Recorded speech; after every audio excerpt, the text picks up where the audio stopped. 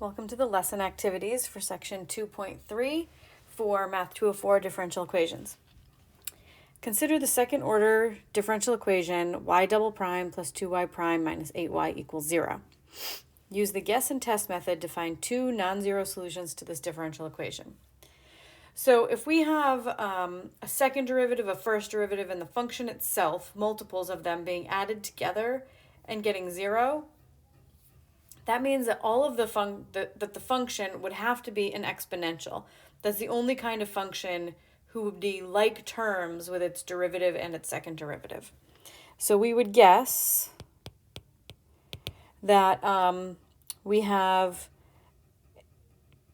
a particular solution, y equals e to the st. And that means that y prime would be se to the st, and y double prime would be s squared e to the st. And then we plug y prime, and y double prime into this differential equation and see if we can figure out if there's an s that will make this work. So y double prime, that's s squared e to the st, plus 2y prime, so 2s e to the st, minus 8y, and y is e to the st, equals 0. We can factor out an e to the st, and we're left with s squared plus 2s minus 8 equals 0. Now, either e to the st equals 0, or s squared plus 2s minus 8 equals 0, because we have a product.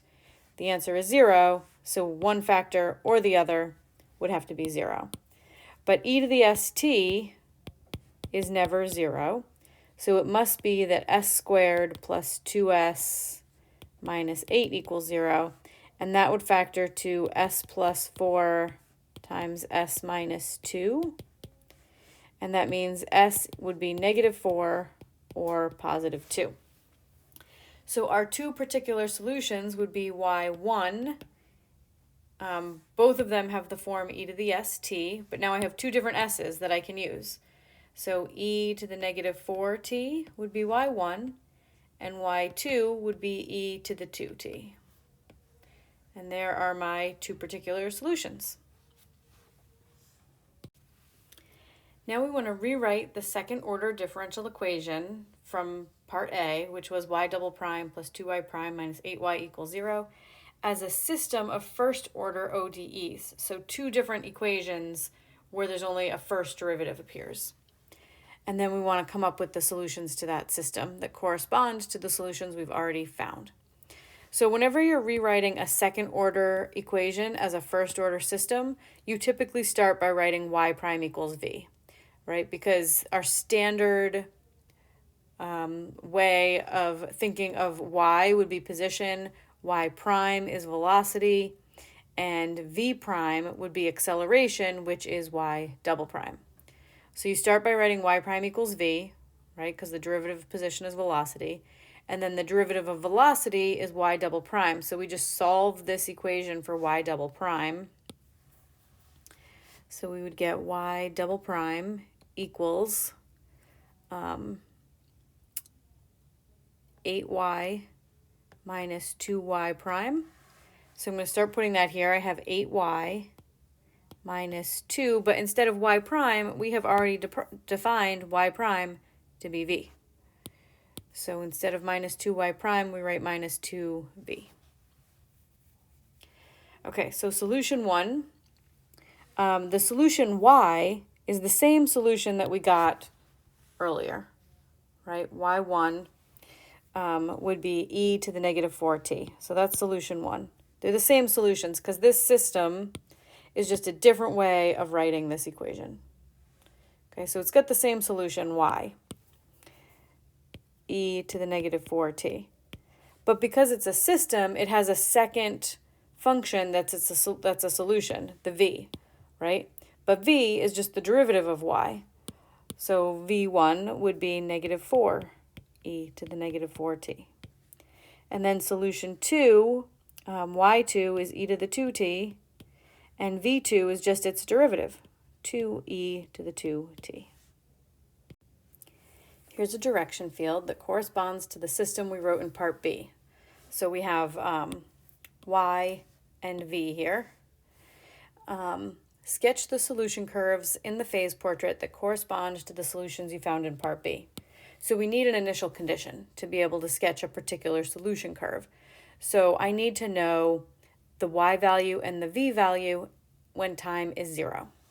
So y1 of 0 would be e to the negative 4 times 0. E to the 0 is 1. And then v1 would be negative 4 times e to the 0, or negative 4. So my initial condition, that's of 0. So my initial condition for y1 is y is 1 and v is negative 4. So 1, negative 4 is my initial condition. Plot it, and then you can just follow the arrows. Something like that. And then for the second solution, y2 of 0 would be e to the 0, or 1, and v2 of 0 would be 2 times e to the 0, or 2. So 1 comma 2 looks like it does something like that. We just follow the arrows. Is the system that's represented by this second order differential equation that we've been working with, is it representing a damped harmonic oscillator? How do you know?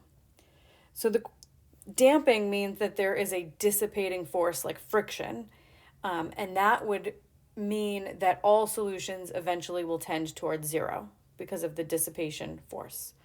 So because these solutions that I drew up here, you can see that they do not go to 0. This one is actually going to go to position and velocity are heading towards negative infinity, and this one, position and velocity, are heading towards positive infinity.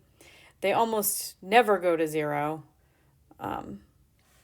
So this could not be a damped harmonic oscillator